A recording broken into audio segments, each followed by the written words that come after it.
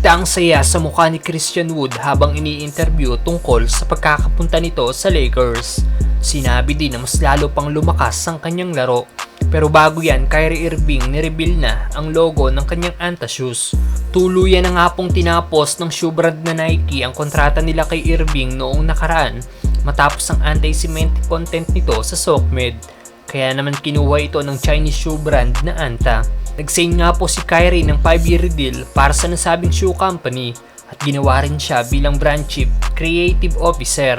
At ngayon nireveal na nga po ang logo ni Irving para sa kanyang Anta shoes. Makikita sa logo ni Kyrie na 2 K ito na magkatalikod na pag binasa mo daw ay KIK o kick. Maraming fans nga po ni Kyrie ang nagandahan sa kanyang new logo at sinabing better looking logo at may vibes daw ito ni Spider-Man. May nagsabi din na parang helmet daw ito ng Spartans. Pero kung kayo ba ang tatanungin ano ang mas magandang logo, ang new Anta logo ni Kyrie o ang logo niya dati sa Nike?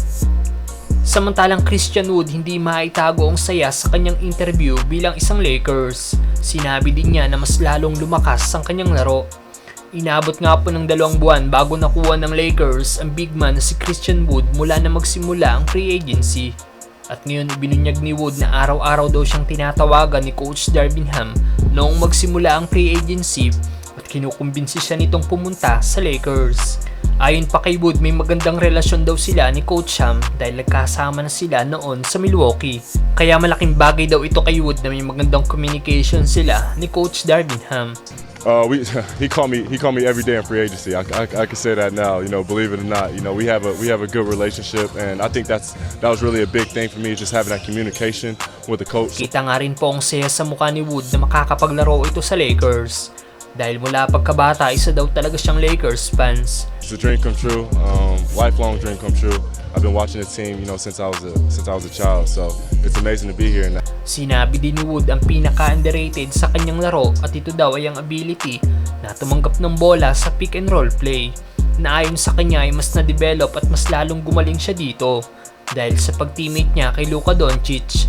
Isa sa aabangan para sa paparating na season sa Lakers si Christian Wood dahil sa impact na may ibibigay nito sa laro. Pwedeng-pwede nga daw po itong makasama ni Anthony Davis sa ilalim dahil sa size nito na 6'10 at magkakaroon ulit ng Twin Tower ang Lakers. Solid rim protector din si Wood dahil last season nag-average ito ng 1.1 blocks per game at maaasahan din ito ng Lakers pagdating sa opensa. Sang-ayon ba kayong gawing starter si Wood kasama si Davis mga brother?